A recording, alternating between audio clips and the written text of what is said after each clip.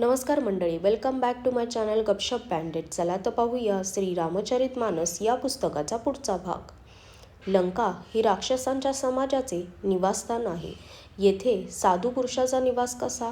हनुमान मनात असा विचार करीत होता. त्याच वेळी बिभीषण जागा झाला. त्याने रामनाम घेतले. हनुमानाला वाटले की हा साधू आहे. त्याला मनापासून आनंद झाला. त्याने विचार केला की आपण याची मुद्दाम ओळख करून घेऊया. साधूमुळे कार्याची हानी होत नाही, उलट फायदाच होतो. ब्राह्मणाचे रूप धारण करून हनुमानाने त्याला हाक मारली. ऐकताच बिभीषण उठून बाहेर आला. प्रणाम करून त्याने क्षेमकुशल विचारले आणि म्हटले, हे ब्राह्मण देवा, आपली ओळख करून द्या. तुम्ही हरिभक्तांपैकी कोणी आहात काय? कारण तुम्हाला पाहून माझ्या मनात खूप प्रेम उसळत आहे. अथवा तुम्ही दीनांवर प्रेम करणारे प्रत्यक्ष श्री रामचंद्रच असून मला घर बसल्या कृतार्थ करण्यासाठी आला आहात काय? तेव्हा हनुमानाने श्री रामचंद्रांची सर्व हकीकत सांगून आपले नाव सांगितले. ऐकताच दोघांची शरीरे रोमांचित झाली आणि श्रीरामांच्या गुणसमूहांचे स्मरण करून दोघेही प्रेम व आनंदात मग्न झाले.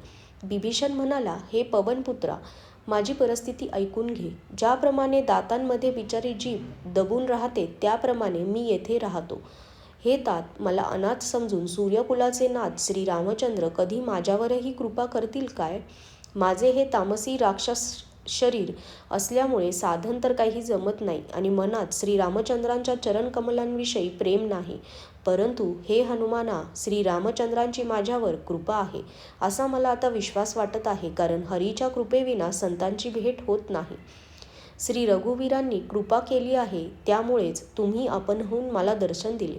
हनुमान म्हणाला, हे बिभीषणा, ऐकून घे की सेवकावर सदा प्रेम करणे ही प्रभूंची रीतच आहे. सांग बरे, मी कुठे मोठा कुलीन लागून गेलो आहे? सर्व दृष्टींनी तुच्छ असा मी चंचल वानर आहे. सकाळी सकाळी जो आम्हा वानरांचे नाव घेतो त्याला त्या दिवशी भोजनही मिळत नाही असे म्हणतात. हे सखा, मी असा अधम आहे, परंतु श्री रामचंद्रांनी तरीही माझ्यावर कृपा केली. भगवंताच्या गुणांचे स्मरण करताना हनुमानाच्या डोळ्यात प्रेमाश्रू भरले. जे लोक हे जाणत असूनही असे स्वामी असलेले श्री रघुनाथ यांना विसरून विषयांच्या मागे भटकत फिरतात, ते का बरं दुःखी होणार नाहीत? अशा प्रकारे श्रीरामांचे गुणगान करताना त्यांना अनिर्वचनीय परम शांती लाभली. नंतर बिभीषणाने जानकी लंकेमध्ये कुठे राहत आहे ती सर्व वार्ता सांगितली. तेव्हा हनुमान म्हणाला, हे बंधू, मला जानकी मातेला पाहायचे आहे. बिभीषणाने सर्व उपाय सांगितले. मग हनुमान निरोप घेऊन तेथून निघून गेला. पुन्हा तेच अत्यंत छोटे रूप धारण करून तो अशोकवनात जेथे सीता राहत होती तिथे गेला. सीतेला पाहून त्याने मनातल्या मनात प्रणाम केला. बसल्या बसल्यास तिची संपूर्ण रात्र निघून जात होती.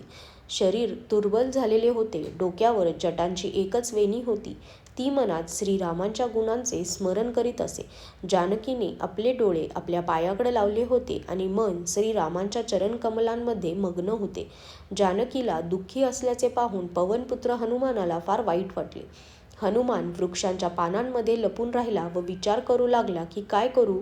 एवढ्यात अनेक स्त्रियांना सोबत घेऊन नटून थटून रावण तेथे आला. त्या दुष्टाने सीतेला अनेक प्रकारे समजवले. साम दाम दंड भेद दाखवला. रावण म्हणाला, हे सुमुखी, हे बुद्धिमती, ऐक, मंदोदरी इत्यादी सर्व राण्यांना मी तुझा प्रिय दासी करीन. ही माझी प्रतिज्ञा आहे. तू एकदा माझ्याकडे पहा तरी खरे. आपली परमप्रिय कोसलाधीश श्रीरामांचे स्मरण करून जानकी गवताच्या काडीचा आडोसा धरून म्हणू लागली, हे दशमुखा, ऐक, काजव्याच्या प्रकाशाने कमलीने उमलते काय? मग ती पुढे म्हणाली, तू स्वतःसाठी सुद्धा असेच समज. अरे दुष्टा, तुला रघुवीरांच्या प्रखर बाणांची माहिती नाही. अरे पाप्या, तू मला एकटी असताना हरण करून आणलेस. अरे अधमा, निर्लज्जा, तुला लाज वाटत नाही? स्वतःला काजव्यासारखा आणि श्रीरामांना सूर्यासारखा म्हटलेले ऐकून, तसेच सीतेचे अपशब्द ऐकून रावण तलवार उपसून संतापून म्हणाला, सीते, तू माझा अपमान केला आहेस. मी या धारदार कृपाणाने तुझे शरीर शीर करून टाकतो. अजूनही माझे ऐक हे सुमुखी, नाहीतर तुला प्राण गमवावे लागतील. सीता म्हणाली, हे दशग्रीवा, प्रभूंची नीलकमल मालेसमान सुंदर व हत्तीच्या सोंडेसारखी पुष्ट असलेली भुजा माझ्या गळ्यात पडेल आणि तुझी भयानक तलवार, हे नीचा, ऐक, हेच मी तुला सत्य सांगते. सीता म्हणाली, हे चंद्रहास तलवारी, श्री रघुनाथांच्या विरहाग्नीमुळे मला झालेली पीडा तू दूर कर. हे तलवारी, तू शीतल, तीक्ष्ण आणि तिखट धार असलेली आहेस. तू माझ्या दुःखाचे ओझे हरण कर. सीतेचे हे बोलणे ऐकून रावण मारण्यास धावला. तेव्हा मंदोदरीने त्याला नीती सांगून समजाविले. मग रावणाने सर्व राक्षसींना बोलावून सांगितले की सीतेजवळ जाऊन तिला नाना तऱ्हेने भीती घाला. 1 महिन्यात हिने सांगितलेले ऐकले नाही तर मी हिला तलवारीने मारून टाकीन, असे म्हणून रावण घरी गेला. इकडे राक्षसींच्या झुंडी अनेक भयानक रूपे धारण करून सीतेला भय दाखवू लागल्या. आजच्यासाठी धन्यवाद.